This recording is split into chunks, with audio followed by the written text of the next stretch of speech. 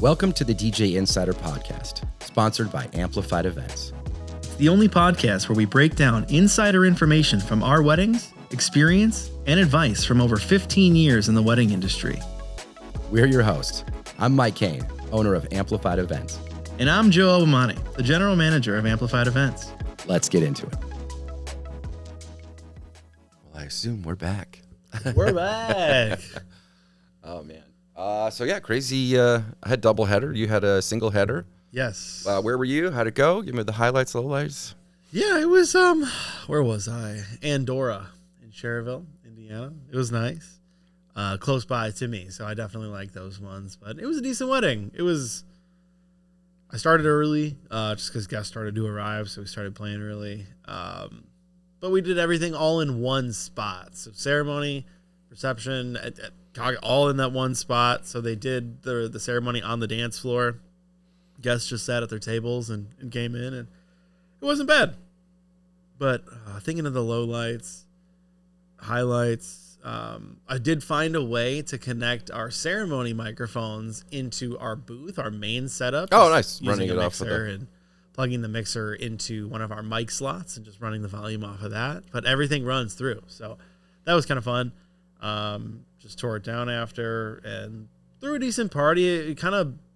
It blossomed late because they left site for pictures after like during cocktail hour, and they were supposed to be back by 6:45, get stuff started. They didn't come back until like 7:15. No. And we got stuff started, and then dinner happened and whatever. And I don't know, like all in all, there was only like a 2.5 hour, 2 hour, 45-minute dance floor. It was pretty short. Mm-hmm.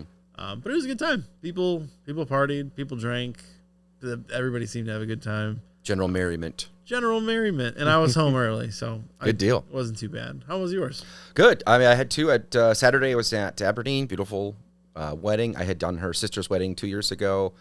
It was really fun. Good crowd. Good energy. Good people. And yeah, not a lot to say there.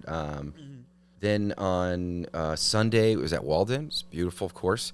Not a lot of guests. I think they invited like 86 or so, but only about 50 came. Oh, wow. So I felt bad because the couple was just the kindest, sweetest couple you've ever met. Did their own vows. They had this officiant that was fantastic. They hired him. He does bilingual, so Spanish and English. So he would say something and then do it in Spanish and then kind of do a little bit more in Spanish and then go back to English. And so it was just very well done. He was very confident. He left really good space for like people to like feel things. They did a flower dude where they came down the aisle with the handing out some flowers. Yeah. Nice. A rose for you, yes, sir. it was great. Raul was his name. But it was really fun. They had great music selections. Beautiful. They did with the room. They decorated it really well. Great, yeah, just absolutely fantastic couple. Yeah, I saw the pictures from Walden. Yeah, so pretty there. I just wish there was. They just had more people because I think that's what really hurt the energies because there just wasn't enough folks. They did have a late night elotes cart. I was like, yes, I love Delicious. sweet corn. Yeah. It was like basically you could put hot Cheetos, whatever you want on it. Yeah, So sounds like a good party though. Yeah. Some of the smaller weddings, like the more intimate ones, sure, it's harder to get a dance floor going because there's not 200 people. It's harder to cycle that, right? Yeah. But I feel like there are moments in those weddings where like there are 30 to 40 people like out there, like they're for not all night, but there are moments where everybody's out there having a good time. Yeah. Those feel really nice. Yeah, we had a few. Did you get many song requests? We had a few, nothing crazy. So I actually had the bride wanted the first half of the night, even though we didn't have a long dance floor, the first half of the night was clean, and then the second half was very explicit. So I'm playing like I split it up with a slow song, of course, like clean, slow, and then it was just dirty the rest of the night. And we get to a point, it's kind of winding down, maybe 10:30, not like winding down because we're playing some pretty dirty stuff. And at this point they've heard a lot of it. But then the maid of honor comes up. She's like, "We love like Glorilla and like Sexy Red and like WAP. Like let's get WAP going." And I'm like, "Really? You want?" Yeah. I've kind of already heard it all at this point. So typically I wouldn't play stuff like that from a request because it's pretty out there. Yeah. Unless the bride is asking for it herself, of course I'm going to play it. Yeah. But maid of honor came up and was like, they've kind of already heard everything, so why the hell not? And I started playing WAP, and then the bride comes up like 30 seconds later with like this innocent little like shuffle. She's like, "Hey, what's next?" And I'm like, "Oh, your maid of honor requested this." And the next one, just to be clear, like she also requested this one by Glorilla. Do you want to hear that? I was actually thinking Unwritten. Yeah. It's like 10:30. I was actually thinking Unwritten maybe, and she was like, yeah. Let's do that. So I switched out of it early, and we went to Unwritten. It was fun. People do lie to us. They do. The bride and I love this song. This is her favorite song. The bride she gave me 100 songs, and not one of them wasn't on there. So why? And there's so many things that like recently I've done where it's like I tell people not to do, like if they come up and they say that, it's like, well, the bride would have gave me that. It was like, if you could tell the bride to come tell me to play WAP, I'll play WAP. Yeah. Is usually what I would have said, something like that. But I took a chance. Similarly, like 2 weekends ago, this guy asked me for the microphone because his aunt, the groom's aunt, wanted to give a speech. And I looked at him like, I don't think so. I'm not giving you this microphone. And she's like, no, it's for the aunt. The aunt was standing next to the groom. They were like arm in arm. So like, I was like, fine. Here's the microphone. And I handed it to him, and he handed it to her. And it was this long, drawn out bullshit speech that like, I never should have handed out the mic. I never should have played WAP. It's just like, I took a chance because it felt like the right moment. And it definitely blew up in my face. So there are times where that happens. I don't want to come off like everything's so perfect all the time. But yeah, if people lie to you, and you're trusting that, like, oh yeah, this is what they want. This is what they wanted. Yeah. You're trying to be kind and reasonable, and you know the whole thing is like, that's what you want. Okay, yeah. Okay, yeah. Sure. There was just one wedding I did recently, interestingly, where they're like, we actually don't want any planned speeches. We just want like a section where you just like play light music, and we'll say a quick something. If anybody wants to give a quick speech, just come on up and grab the mic. Oh no. So like on and off for 15 minutes, like people would come up when they were feeling courageous enough, and they were like, "You on the mic?" And I would make all the trying to get them excited about it. But dude, that was the most interesting thing I've ever seen. Was they probably did 10 random spur of the moment speeches that like people would just come up and grab the mic. They could have said anything. They could have said anything they wanted, and that's terrifying. Yeah. But unscheduled stuff like that, I don't recommend it. Always try and schedule it if you can. Yeah, well, and then also if it's scheduled, that means hopefully that they've planned and practiced it too. Yes. And if it's not, like, at least give them maybe a heads up. Yeah, hey, if you want to share a few words, we're going to have that as like a thing. And yeah, I don't know. We did that at my rehearsal dinner, where it was like, anybody who wants to share can.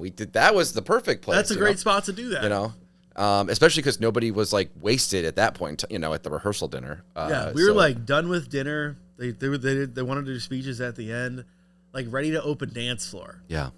And we just did this for like 15, just like some light music. And like, can we just dance? There's a light up dance floor here. Let's just dance. Yeah. Let's just do it. Let's just do the thing. What do you think when couples are looking to book a DJ before their wedding? What do you think is like the most important question that they should ask if they're like interviewing or talking to DJs? Of course, everyone's going to say price. I don't think that's important, but that's not the most important. It is important, but honestly, does the DJ align with my vision? There's so many different DJs out there, so many different setups, so many different this, that, add-ons, and the other thing. Do you love music so much that like, do you want it to be the focus? Do you want someone with like the trusses and the screens and the movers, and do you want that club type of feel? Do you want like a more elegant type of wedding feel? Like, what is your vibe? Can they fulfill all of your needs? If you want special songs cut, if you need a special timeline accommodated, can they accommodate all those things? Yeah. Do they fit my vision? Everything that I've been planning for over a year when it comes to the music, can they execute exactly what I'm thinking? And if not, there's a million other DJ companies out there. Call another one. Someone may be able to to at least sell you on themselves that, yes, I believe in your vision. Even if something goes wrong, like, I know how to make your vision happen. Yeah. I think that's the most important thing.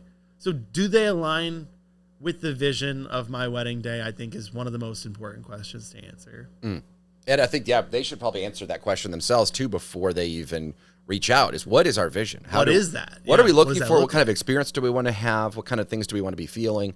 What kind of traditions are for us, and what kind of ones do we want to avoid? What kind of ways are we going to make this our own and make it special and unique for us? Yeah. It does feel... And ask those questions. Yeah. Like, if you want to do something special, ask your DJ. Have they done that before? Yeah. Is that something that you'd be interested in doing? The whole... I'm working with a saxophonist in the next few months. That's something that I've never done before. I've heard of it being done, but during my DJ set, the couple really wanted a live saxophonist to be able to plug in and play with me, and I think that would be really cool. So I took a shot, and that's something that we're gonna do. But I know how to make that happen with our equipment, with the board, how to plug him in, how to do all that stuff. So yes, I can still make your vision happen. I see what you like, and I'm willing to take that shot. And that's something that I always try and talk to the couples about. Like, if there's something that you want to do and we cannot provide that, I'll be honest with you. Yeah. We don't do cold sparks. We don't do a lot of the other, the trusses, the this, that, and the other thing. I mean, we like to make it very clean, very quick for us. Yeah, we don't dance on the clouds. No, and I don't dance on the floor. I mean, I don't get out there. You're not going to see me out there. We don't hire dancers. We don't do any of that. It's flashy, and it takes away from the actual service. Yeah. I think that mixing a lot of the time can just speak for itself. Yeah. And maybe that's overlooked. I've heard some DJs recently that in between songs just don't mix. They'll just like hop on the mic. Are you guys ready to dance? And they'll just drop the next song. Yeah. All night long, because they're not actually mixing and they're killing the energy Every time. Yeah. There's an announcement between every song. Yes. If you can just mix and let the music speak for you, you shouldn't need any of that. Yeah.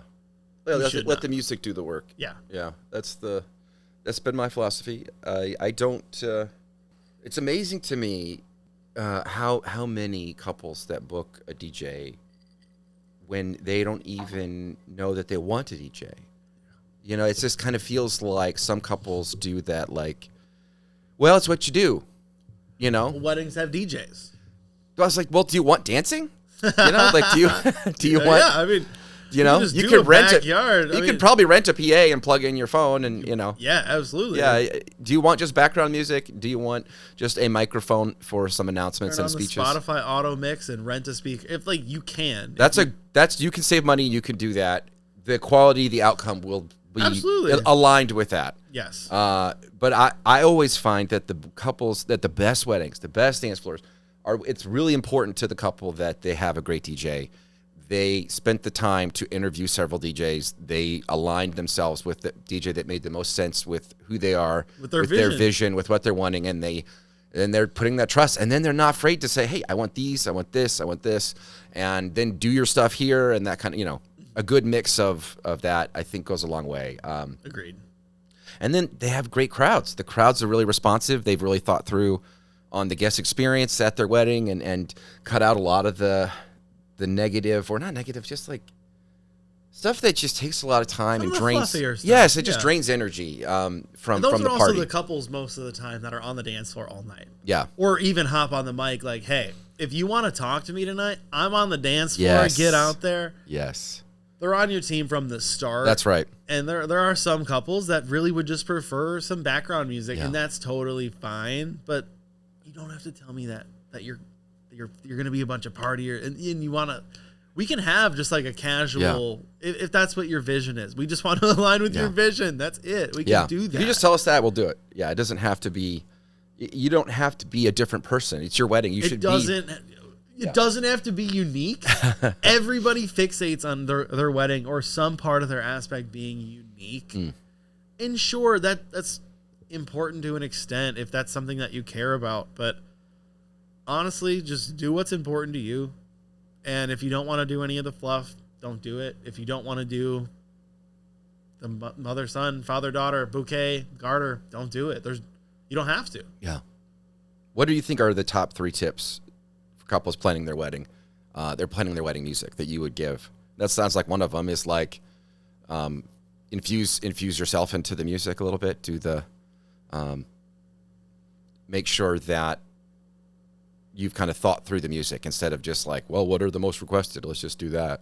Yeah, definitely. Like, think about it a little. Sure, you can add some of those ones too, but add a little bit of yourself in there. Add some personal stuff. I can mix it in, even if it's not the full song. Like, there's always a time where we can do that, and it's your music. It's your wedding. Yeah. We can throw a great party and still mix in some great dancing stuff. Even if your stuff's not so dancey, we can find spot for it, whether it's during dinner or during cocktail or during another part of the day or during the sing-along portion of the night, like the last 20 minutes when people are really, when they're standing in the circle, swaying back and forth, doing that thing at the end of the wedding that people always do. But I don't know. That's definitely one. I think another one is be confident in your do not plays. I tell couples every time I'm on the phone now, there is so much music out there. Like, I don't think people realize how much music exists. You don't have to hear Cha-Cha Slide. If you don't have to hear any line dance. You don't have to hear Bruno Mars. That's one that I see a lot that I always tell couples. I've been seeing that lately too. No Bruno Mars. Yeah. We don't want Bruno, which is hilarious. I told the couple that and they're like, no. We love Bruno. Anything from Silk Sonic, actually, like more Bruno because you said that. So whatever you guys want, like that's what we're gonna do. So make that do not play flushed out. I have a couple in the next few weeks that I have 17 songs on their open dance. I have 37 songs on their don't play. They trust me to play all the popular stuff, all the good stuff, but they don't want to hear the other stuff. That's totally fine. That honestly helps us. Yeah. We just want to play what you want to hear. And we want you to be able, the third one is like, take a minute and enjoy your day. You guys planned so much. That is good. You spent so much time with the music, and I like the whole thing is like we don't want to give couples homework. They add a lot of music. They do a lot when it comes to planning because it's not just music. They're doing the flowers. A lot of brides that I work with plan the entire thing, and they're not having a coordinator. They just do the full wedding themselves, which is crazy. Kudos to the people that do that. But really take a moment. That's something I really like to stress with my couples on like our wedding prep calls is take a minute. Yes, the cliche is true. Your day will fly by. Yeah. You will get dressed in the morning. You'll get there at 11 or noon, and it'll be 4 o'clock before you know it. Ceremony is going to start, and then dinner is going to be over. And then dancing is just like the last 2 hours. It's like you showed up to a bar, and now you're going to hang out for 2-3 hours. Then it's over. Yeah. It goes by really quick. So take some time. Just enjoy the day. Stop working. Savor it. Don't work on your wedding day. Let us do that. That's what we're there for. Yeah. What about you? What are some that you would recommend? I say the same things. I definitely always say, like, give me 5 or 10 songs you love, 5 or 10 songs you want me to avoid. Don't overthink the, like, parts of the night where, like, cocktail hour, usually couples are not enjoying their cocktail hour. They're out taking photos. So don't overthink that music. You can just give us a vibe or give us a few artists or songs, or if you want to just give us a playlist, whatever.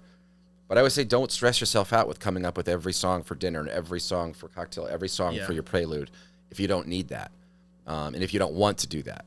But if you do want to do it, great, right? And just say, this is what I want. That's the easiest thing is to just give people what they want. If this is, well, what I find a lot is that they're either over-involved or under-involved. It's they either have it totally blank when we go to meet and they don't have any idea kind of what they want and they need more time to think about it. Yeah. Or then we sit down and they have everything with like notes on every song and here's some stuff. Here's this one. Here's this other playlist, and here's this other playlist. At 6:02, I want this. At 6:06, I want this. At 7:10, I want. I'm it's a pro. planned down to the minute. Yeah. I'm a pro. I'm gonna go download and purchase all of that music. Absolutely. And have it all readily available. But I find if you have, I had a couple recently reach out and was like, how come there's a limit on the songs we can request for dancing? I was like, 50 songs. I was like, that's like 4 hours of music. Yeah. And give or take. But I was like, if you're putting in more than 50 songs, there's probably not enough time in the night to play those. So then you're going to have songs that are probably not going to get played. And so then you need to tell us, play these, don't play these. And probably should have just done that with just what we already had. 50, yeah, exactly. But if you need more space, we'll give you more space. If you want to give me 500 songs and just say stick and to I'll just stick to your playlist. That's great. Sure. That's how it was the other day. It was like, Yeah. here's these 50 for early open dance, and then here's these 50 for late open dance. But for stuff like that too, I mean, it's a bit more work for me, but more recently I've just been telling couples because most of the time they're doing it on Spotify anyway, like making it. You can just send me the playlist because I can add it directly into the app or just download the songs from that anyway. Or if it's prelude or dinner or cocktail, I'll just use the spot. Like if you have the links, just send me them. Yeah. I'll take them and I'll add them if I need to. But I just want to make their life as easy as possible when it comes to the music throughout the entire process. Yeah. So if that means me taking an extra 10 minutes to add their Spotify into the app, so be it. Yeah. I think, having nice flow, simplifying your timeline, cutting out unnecessary traditions that you don't want to do or combining them. On Sunday, we had a combined father-daughter dance. If you're doing parent dances, shorten them. You know, anything you can that you can shorten the amount of time where people have to sit and watch, that's what you want to be doing. Yeah. You don't need to have 2 hours of prelude music.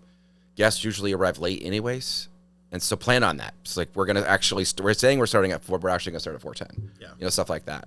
Have a nice flow throughout the night with your plan.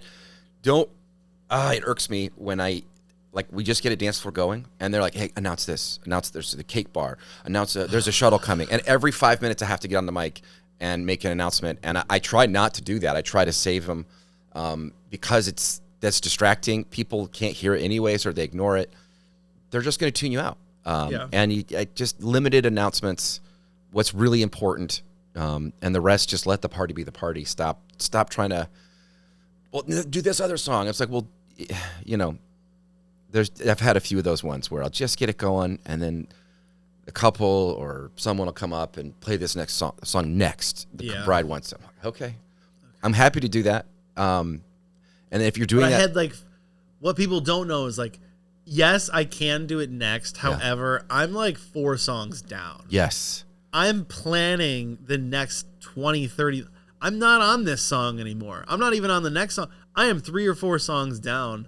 Sure, I can do that, but it's going to throw off everything I was just working on. And that's fine. I do it all the time, and I can always adjust. But it does throw off everything that I was like, and then I can build to this, and then go to that. Be a perfect transition to this. Yeah. It throws that whole section off of whatever I was planning. Yeah, it's like chess. We're planning ahead, and when somebody comes up and throws, do this, okay, well, we just have to throw out that plan. And the reason for the plan is because we've seen people dancing a lot, and we know if we do this, they're loving this, they're going to love this next one, they're going to love this next one. Yeah.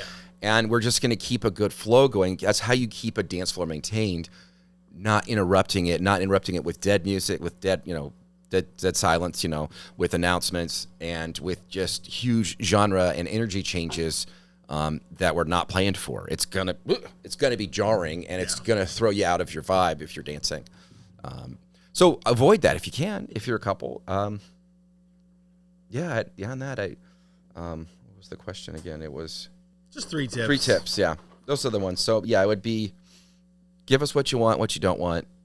Don't over or under plan. Yeah. Just don't overthink don't overthink it. Just, I want these. This is the kind of stuff I like, and then trust your vendors, trust your DJ to do that job. Just let them. You're hiring them to mix the music, to throw you a great party. Trust that they know how to do that, and they're going to do that for you. If what a great party looks like to you, you need to tell them that. This is what I'm looking for. Does it align with your vision? They should be able to work with you the entire time with your vision. I don't want guests making song requests, or I do, or I want explicit music only, or I want clean music only, or done. A lot of kids are going to be there, that kind of thing. Yeah. Those are important things that change the energy.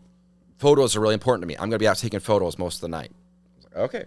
So this is more of a party for your guests rather than for you won't be enjoying, that kind of thing. Yeah. Last thing I would say, is there any music-related trends you're seeing at weddings right now that you either love or you dislike? Songs that are hitting. Unwritten's definitely been hitting. Unwritten's been hitting. What's that one? Make Love in This Club. Love in This Club. That's an old one, yeah. 2010s, yeah. I don't think I've ever played that at a wedding until this past year, and I've played it at every other wedding. wedding. It's very popular, and it's on the request. Yeah. Like, people are asking for this song. That's just the one that pops into my head, but Yeah. I can think more. What about you? I've seen that. I've seen a lot of people want to get away from like line dancing. Yeah, me too. Yeah. I like that. I've seen a lot of people want to get away from like slow dancing. I do maybe one or two a night. And I always recommend Anniversary Dance. Give them a slow, like one or two right at the beginning. Yeah. Open the dance floor. And then like an hour and a half in, when they start to wind down, give them a slow song. And then just power through the rest of the night. Yeah. But that's what I don't like slow songs anymore. It just kills the energy. Yeah, it does. And but if they need it and or it's a reset, then fine. But yeah, generally exactly. I avoid that. It does help though for other songs. Like, you do a slow song, and then you could do like Pink Pony Club that starts slow and builds, and then you could rebuild your dance floor. Get all there's so many things like that I've been doing recently too, that I like start like up dance floor again with a song that starts slow. Yeah, I was telling that to Mason on Sunday. I let her do most of the mixing, and she was queuing up a song, and I go, I don't know if I would drop it there, because there's a long, quiet intro, and look at the energy right now. It's like you want to cue that up further in the song. And they wait until the song drops, and they just stand there. When's it gonna? You're just killing the energy you've built with that song. Yeah. And so you want to move it up and find a cue of course, starting at the beginning of the song. Sometimes the intro is great, right? Like Pink Pony Club, that iconic piano, But I like to do that, like, then I black out the lights and then leave a half a second, and then bam, hit them with it. I couldn't do that with mine, unfortunately. We'll get you there. But I did the other day, like during the beginning of the song, I had my light on pink. And then whenever it would go to just like the more dancey part of the song, I would switch it to like the other dancey light. Yeah. And then whenever it would go back to the chorus where the whole pink, I would turn it back to pink, and I would make it happen that. But it was fun. It was fun to mess with the lights and just kind of. Since I'm more comfortable DJing now, I can do stuff like that. Yeah. And it's more fun to just be interactive and kind of figure things out. Yeah. I've been mixing a lot of different stuff together recently. Like, if I see two songs in the same BPM, but I kind of think they're going to go well together, I'll try it. I'll try anything. Yeah. And it's been clean. It's been so fun. Yeah. Yeah. She was dropping like acapellas over instrumentals, and I was like, that's great. Like, make sure it's like, it's clean, and that like it's adding energy rather than that's just you mixing. Yeah. Like, it's more important to pick a good song than it is to do great mix, in my opinion. Agreed. Great mixes are important. Something that I've talked about a lot. That will come too. But I'm like, song selection is key. If you can like hard drop every song and choose the perfect song, you can throw a great party. Yeah. But I'm just like, don't freeze, just keep going. If there's a mess up or if there's a drop in sound, you just keep going. You just find a way to get music playing as quickly as possible. Fix your mix, learn from it. It's a great lesson to learn. Because you obviously want to avoid dead air, but it's absolutely. It's been good. Nice. Coming up this weekend, I've got two. I'll be Sandy Pines and the Hyatt in Oakbrook. That should be a fun one. Late night. Go ahead. Where am I at? Somewhere in Michigan. Blissful Barn. Blissful Barn. Yes. With Amplified Michigan, so that should be good. Yes, my first Amplified Michigan gig. Looking forward to it. Cool. Awesome. Well, yeah, I don't have too much else. Appreciate you guys listening, and we'll see you next week. See you next week. Thanks, guys.